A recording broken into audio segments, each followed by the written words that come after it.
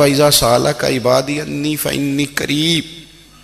محبوب جب میرے بندے آپ کی بارگاہ میں آ کے میرے بارے میں پوچھے نا تو ان سے کہہ دینا میں ان کے قریب ہی ہوں،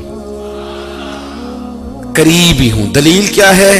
یہ جب بھی مجھ سے دعا مانگیں گے میں ان کی دعاؤں کو قبول فرماؤں گا، میں ان کے قریب ہوں، میں ان کے قریب ہوں۔ یہ جب بھی دعا مانگیں گے نا میں قبول کروں گا، میں ان کے قریب ہوں۔ اللہ تبارک و تعالیٰ کے بندے اللہ سے محبت کرتے، رب کی بارگاہ میں جھکتے، اس کو اپنے دکھ سناتے، اس کے پیارے محبوب صلی اللہ تعالیٰ علیہ وسلم کا وسیلہ لے کے اس کے حضور حاضر ہو جاتے، پیشانیاں سجدوں سے روشن ہوتی۔ ہم نا ہر چیز کے لیے وقت نکالتے ہیں، ہر چیز کے لیے، لیکن عبادت کے لیے وقت نہیں نکالتے۔ ہر شے آباد ہے، ہر شے، ہماری فیس بک بھی آباد ہے، واٹس ایپ بھی آباد ہے، ہمارے ٹویٹر بھی آباد ہیں، ہماری ہر چیز آباد ہے۔ سب سے کم آباد ہمارا مصلی رہ گیا ہے، سب سے کم۔ وہ لوگ اب ڈھونڈنے سے ملتے ہیں جن کی بغل میں مصلی ہوتا تھا۔ میرے بھائی آپ کتنا کو دنیا کے پیچھے بھاگو گے تھکا دے گی، کتنا دولت کے پیچھے بھاگو گے تھکا دے گی۔ آپ جب اپنی زندگی میں جمع تفریق کرو گے نا تو مرتے وقت احساس ہوگا کہ سارا کچھ تو لوگوں کے لیے کیا، اپنے لیے تو کاری کچھ نہیں سکے۔ اور ہم عبادت کے معاملے میں بہانے بازی بھی کرتے ہیں۔ ہم کہتے ہیں اوہو رزق کمانا بھی تو عبادت ہی ہے نا، تو میں حلال روزی کے لیے جا رہا ہوں، یہ بھی تو عبادت ہے نا۔ میری طرح کے لوگ کہہ دیتے ہیں کہ میں سویرے اٹھ کے مدرسے میں کچھ اسباق دیکھتا ہوں تو یہ بھی تو عبادت ہے، میں بیان کرنے کے لیے مطالعہ کرتا ہوں تو یہ بھی تو عبادت ہے نا، اتنے لمبے سفر کر کے ملک میں دنیا میں گھومتا ہوں تو یہ بھی تو میں عبادت ہی کر رہا ہوں۔ اب اسپیشل نفلوں کے لیے وقت کس طرح نکلے، اسپیشل کر کے تسبیح میں کیسے چلاؤں، میں سارا کچھ ہم بہانے بنا لیتے ہیں نا۔ میرا سوال یہ ہے کہ یہ ساری باتیں صحابہ کو، نبی کریم کو، دیگر لوگوں کو بھی تو پتہ تھی نا، لیکن آپ غور تو کریں 23 سال حضور کو وقت ملا، مختصر وقت ظاہراً تبلیغ کرنے کے لیے، پوری دنیا میں دین بھی پھیلانا ہے۔ گھر میں 11 ازواج ہیں، 4 بیٹیاں ہیں، ان کی اولادیں ہیں، سارے کام کاج بھی دیکھنے ہیں، لیکن سیدہ طیبہ طاہرہ حضرت عائشہ صدیقہ رضی اللہ تعالیٰ عنہ فرماتی ہیں سارا دن تبلیغ کرتے، ہر غلام کے دکھ سنتے، گھر میں آتے تو اپنے گھر والوں کا خیال کرتے، کام میں ہمارا ہاتھ بٹاتے۔ قربان جاؤں، کہتی ہیں زمانہ سارا سو جاتا لیکن آمنہ کے لال مصلی بچھا لیتے۔ دنیا سو گئی، ساری سب سو گئے، جو خدام تھے، وہ جو غلام تھے، وہ سو گئے۔ صحیح مسلم میں لفظ ملیں گے، سیدہ پاک فرماتی ہیں او میرے نبی کے غلاموں، میں نے یہ رنگ بھی دیکھا ہے کہ حضور نے اتنا کھڑے رہے، اتنا قیام کیا، اتنا قیام کیا کہ مقدس پیروں میں ورم آ گئے، سوج گئے پیر، اتنے بڑے۔ دل پہ ہاتھ رکھ کے نہیں بتا سکتا کہ میرے کبھی نماز میں پیر سوج گئے، کوئی نہیں بتا سکتا۔ بچوں کی روٹی کماتے تھک گئے، بات الگ ہے، ہم سیر کرنے گئے تو تھک گئے، بات الگ ہے، لیکن عبادت میں یہ بھی تو مسلم شریف ہے نا، یہ بھی تو دین ہے نا، یہ بھی تو حضور کی سنت ہے، یہ بھی تو وہ چیز ہے جو کریم کی آنکھوں کی ٹھنڈک ہے۔ سیدہ فرماتی ہے پیروں میں ورم آ گئے، ساری رات ہی حضور نے نماز پڑھی اور ایک ہی آیت بار بار دہرائی۔ مسجد نبوی میں بلال حبشی نے فجر کی اذان دے دی اور حضور ابھی مصلی پہ تھے، کریم فارغ ہوئے، میں نے عرض کی یا رسول اللہ صلی اللہ علیہ وسلم آپ کے تو صدقے اللہ اگلے پچھلوں کے گناہ معاف کرے گا، تو آپ اتنی آہوزاری کیوں فرماتے ہیں؟ آپ تو شفیع ہیں، آپ تو انبیاء کے امام ہیں۔ تو حضور نے فرمایا عائشہ تم نے گنوایا ہے نا میرے اللہ کی مجھ پر کتنی رحمت ہے، افلا اکونا عبدا شکورا، فرمایا اگر اس نے اتنی نعمتیں دی ہیں تو کیا میں اس کا شکر گزار بندہ نہ بنوں، میں شکر گزار بندہ نہ بنوں اس کا؟ پھر اگر اتنی نعمتیں اس نے دی ہیں، مجھے اتنا نوازا ہے، تو پھر میں اس کے سامنے سجدے نہ کروں؟ او میرے بھائی، بڑے قابل فخر لوگ ہیں ہم کہ ہم نبی پاک کے غلام ہیں، ہم قابل فخر ہیں کہ نبی کریم کے غلام ہیں۔ کیا کبھی اس غلامی کے شکرانے میں بھی 2 نفل پڑھے؟ یا اللہ تیرا شکر ہے تو نے ہمیں حضور کا غلام بنایا ہے۔ یاد رکھیں کہ اپنی روحانی زندگی کو آباد کریں، استغفار پڑھیں، تسبیحات کریں۔ حضرت عبداللہ ابن عمر رضی اللہ تعالیٰ عنہ حضرت عمر کے صاحبزادے ہیں، مکہ مکرمہ میں ان کی قبر ہے۔ میں نے جب انہیں پڑھا تو مجھے ان سے بڑا پیار ہو گیا، لیکن آپ کو پتہ ہے وہاں جا کے کسی شخص کا مزار تلاش کرنا یا پوچھنا ایک مشکل کام ہوتا ہے۔ تو ایک دفعہ میں مکہ شریف میں حاضر تھا، ایک گاڑی والا ڈرائیور مجھے کہنے لگا کہ مولانا میں آپ کو جانتا ہوں، مجھے آپ سے محبت ہے، ایک بات بتاؤں آپ کو؟ میں نے کہا بتاؤ۔ کہنے لگا حضرت عبداللہ ابن عمر کی قبر دیکھنی ہے؟ میں نے کہا یہ تو نہیں کہہ رہا، یہ کسی نے بندوبست کرایا ہے، یہ اللہ نے تیرے دل میں بات ڈالی ہے، یہ ہو گیا تو لے چل مجھے۔ حضرت عبداللہ ابن عمر کو نبی پاک نے فرمایا تھا راجل صالح، یہ نیک بندہ ہے، یہ متقی آدمی۔ حضرت عبداللہ ابن عمر رضی اللہ تعالیٰ عنہ سیدنا فاروق اعظم رضی اللہ تعالیٰ عنہ کے صاحبزادے ہیں اور ان کی ہمشیرہ سیدہ حفصہ رضی اللہ تعالیٰ عنہ حضور کی زوجہ محترمہ۔ ایک دن اپنی ہمشیرہ سے کہنے لگے کہ نبی کریم صلی اللہ تعالیٰ علیہ وسلم گھر میں آئے نا اور اگر حضور غم امت میں پریشان نہ ہوں، طبیعت کو حشاش بشاش دیکھو، تو ذرا پوچھنا تو صحیح حضور کا میرے بارے میں کیا خیال ہے، پوچھنا تو صحیح کہ کریم کی بارگاہ میں میرا کیا مقام ہے، میرے بارے میں حضور کیا فرماتے ہیں۔ اب بہن کو کام بتائے اور بتائے بھی بھائی، اور کوئی بہن وہ کام نہ کرے، یہ تاریخ میں ہوتا نہیں۔ حضرت عمر فاروق رضی اللہ تعالیٰ عنہ کی صاحبزادی ام المومنین رضی اللہ تعالیٰ عنہ فرماتی ہیں کہ میں تو بس منتظر تھی، انہوں نے تو کہا تھا نا کہ اگر تم حشاش بشاش دیکھو تو بات کرنا، لیکن حضور تشریف لائے، میری باری تھی، میرے گھر تشریف لائے، کھانا پیش کیا تو فوراً میں نے عرض کی حضور ایک بات پوچھنی تھی۔ حضور نے فرمایا پوچھیے۔ میں نے عرض کی حضور میرے بھائی عبداللہ ابن عمر کے بارے میں آپ کا کیا خیال ہے؟ نوجوانوں میری بات پہ غور کرنا، میرے بھائی کے بارے میں آپ کا کیا خیال ہے؟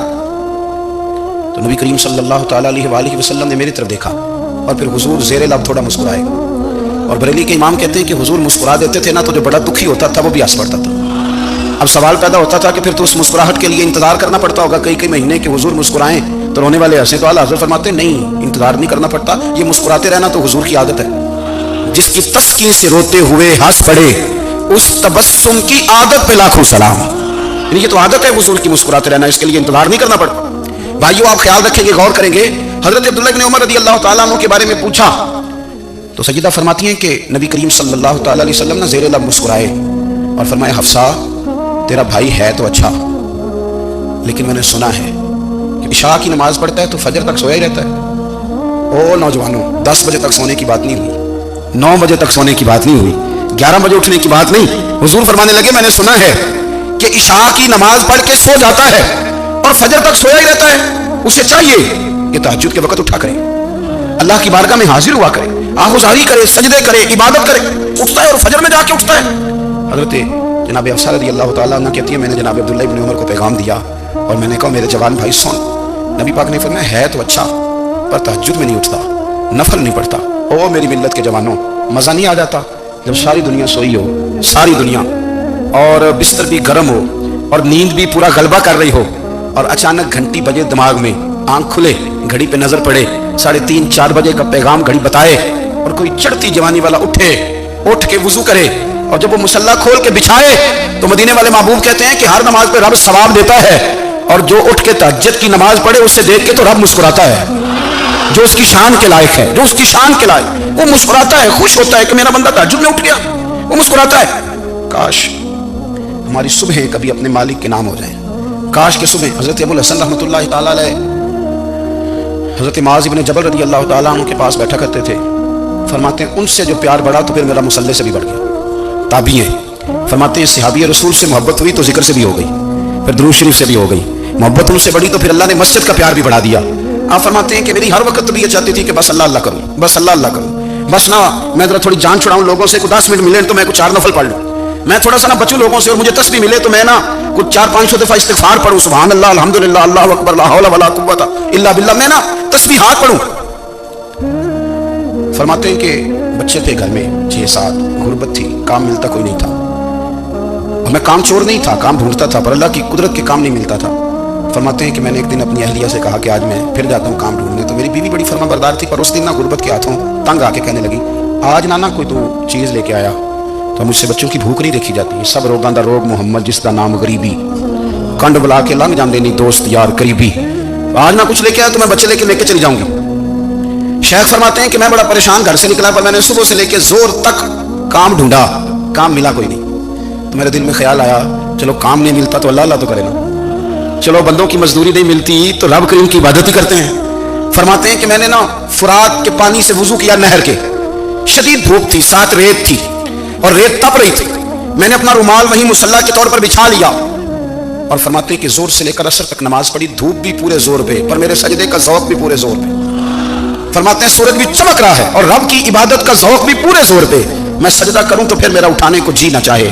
میرے استاد لکھا کرتے تھے، یہ ان کا شعر ہے، وہ کہا کرتے تھے مجھے سوز دے، مجھے ساز دے، اور مجھے نیم شب کا نیاز دے، دم سجدہ خود کو میں توڑ دوں، مجھے ایسا ذوق نماز دے، اور میں تیری بہار کا پھول ہوں، میں کھلا بھی ہوں تو تیرے لیے، مجھے میری شاخ سے توڑ لے، مجھے اپنی زلف کا ناز دے۔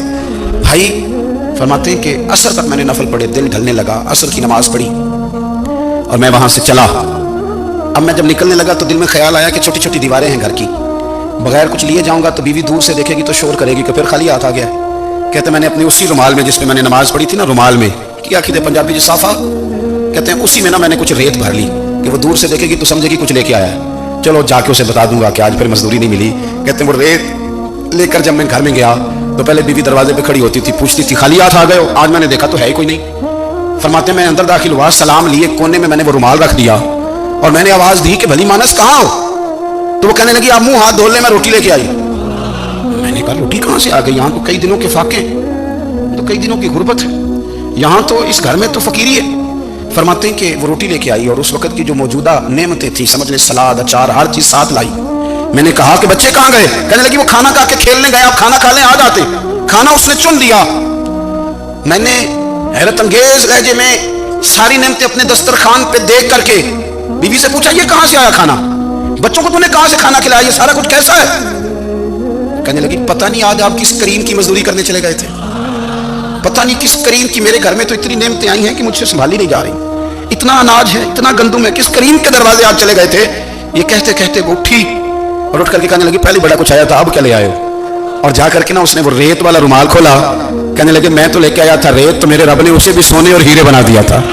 جب آپ کی توجہ اللہ کی جانب، میرے نبی پاک صلی اللہ تعالی علیہ وسلم نے فرمایا ہر چیز اپنے رب سے مانگ، ہر چیز مانگ، ہر چیز مانگ۔ یا رسول اللہ کیا کچھ؟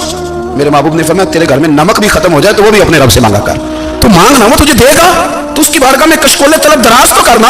اور ترمذی شریف میں عجیب لفظ ہے، رسول کائنات نے فرمایا، رب کریم فرماتا ہے جب میرا بندہ ہاتھ اٹھاتا ہے نا تو مجھے حیا آتی ہے کہ میں خالی کیسے لوٹا دوں اس کے۔ اتنے بڑے بادشاہ کی بارگاہ میں دعا کی بڑی طاقت ہے۔ میرے نبی پاک نے فرمایا دعا مومن کا ہتھیار ہے، دعا مومن کا، دعا مومن کا۔ حضور نے فرمایا تقدیر کو سوائے دعا کے کوئی چیز نہیں بدل سکتی، دعا مومن کا ہتھیار ہے، یہ کافر کے پاس کوئی نہیں، یہ ہتھیار ہے مومن کا۔ اللہ کرے آپ کو سمجھ آئے، پھر سنیں کئی بار کہہ چکا ہوں یہ ہتھیار ہے۔ کافر کے مقابلے میں جو تیرے پاس سب سے بڑا ہتھیار ہے وہ دعا ہے۔ دعائیں کرانی چھوڑ دی، کرنی چھوڑ دی، لینی چھوڑ دی۔ حضرت سیدنا انس بن مالک رضی اللہ تعالیٰ عنہ فرمایا کرتے تھے میں نے وہ رنگ دیکھا ہے جب حضور دعا مانگتے تھے اور حضور کی مقدس آنکھوں میں آنسو بھی ساتھ ہی بہا کرتے تھے، میں نے وہ انداز دیکھا۔ بھائی اپنا مصلے کا، عبادت کا، وظائف کا، اللہ اللہ کا سلسلہ اس کو مضبوط کریں، اپنی دعاؤں کے تعلق کو مضبوط کریں۔ دعائیں بڑے انقلاب برپا کر دیتی ہیں۔ ہم تھوڑے تھوڑے نا جب سے خشک ہوئے ہیں نا، خشک، اور میری تو جماعت ہی صوفیاء کی جماعت تھی، ہم تو داتا علی اجمیری کی جماعت سے، ہم تو خواجہ اجمیری کی جماعت سے، ہم تو شیخ احمد فاروق سرہندی کی جماعت سے، ہم تو صوفیاء کی جماعت۔ ہماری جماعت نے بھی وہ تعلق جو ہمارے بزرگوں نے بنایا تھا، بزرگ اللہ کے قریب کیسے جاتا ہے؟ تو ہمارے یہاں بہت سارے لوگ کہتے ہیں جی نظر ہو گئی تو کام ہو گیا۔ بھائی جو بخاری مسلم میں طریقہ ہے نا اللہ کا قرب پانے کا وہ تو نفل ہے۔